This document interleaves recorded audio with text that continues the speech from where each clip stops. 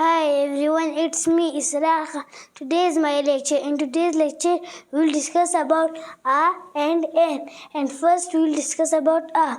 A is used before a noun, and that noun starts with consonant sound. For example, a ball. The letter B is consonant, so we will put A. A cat. The letter C is consonant, so we will put A. A dog. The letter D is consonant, so we will use A. A girl. The letter G is consonant, so we will use A. A fish. The letter F is consonant, so we will put A.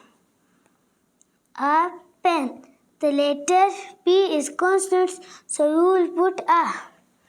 Let's move to N.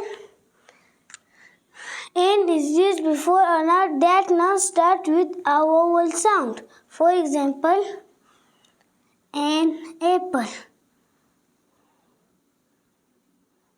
Here we put N because the letter A is vowel. An eye.